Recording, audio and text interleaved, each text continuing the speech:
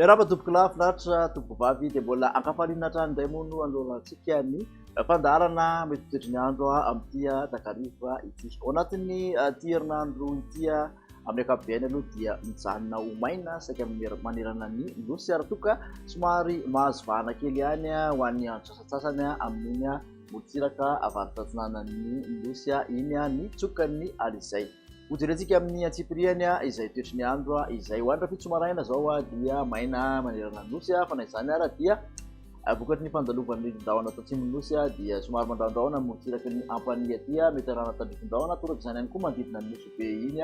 dia mety isy tandrifon-drahona ny voamaraina mandraondraona ihany moa ny motsiraky ny anaran-jorofony ankoatr'izay dia ny masoandro mibalika aloha saika ibatoerana. Tolakandro kosa indray dia mbola maina manerana nosy fa dia mitovitovy amin'izay maraina zay ihany mbola mipetratra ny orana tandrifon-drahona kely aty amin'ny manodidina motsiraky ny ampanisy androy aty ary aty manodidina maroantsetra antalasy aty motsiraky ny dianasy analalava aty.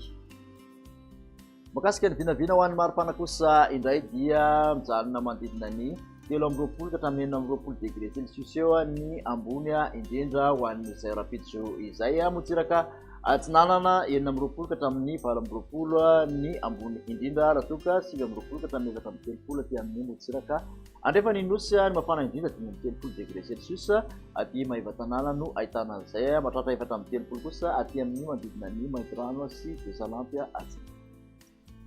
Toy ny toetry ny andro ho an'ny alakamisy kosa indray dia mbola maina hatrany aloha manerana nosy ifandimby ny rahona sy ny masoandro mety arahana orana malefaka aty amin'ny motsiraky ny faritra atsinanana faritra analanjorofo ary aty amin'ny faritra savaty indrindra mofa ny tolakandro ankoatr'izay dia indrindra mofa aty andrefana mibatoerana ny masoandro mibaliky. Ny maripana voavinavina dia manodidina ny 17 ka hatramin'ny 19 hatrany ny aty amin'ny apovoantany ny ambony indrindra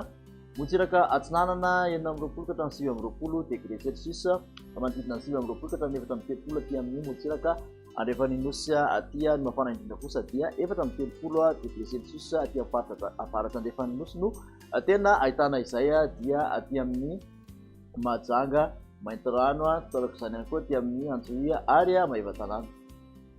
Amarana ny toetry ny andro ho an'ny zoma dia mbola maina hatrany saika manerana nosy mandraondraona mety arahana tandrifon-drahona hatrany aloha aty amin'ny motsiraka aty amin'ny nosy aty sy motsiraky ny analanjorofo sy sava ary Toamasina misy tandrifon-drahona kely takariva aty amin'ny manodidina ny nosy be hatrany izany hoe motsiraky ny analalava sy ambilobe iny dia nosy be ny ankoatr'izay fandimbiny ny rahona sy ny masoandro. Maripana voavinavina kosa dia manodidina ny 20 ka hatramin'ny 19 aty amin'ny afovoantany ny ambony indrindra 17 ka hatramin'ny 20 ny motsiraka atsinanana 17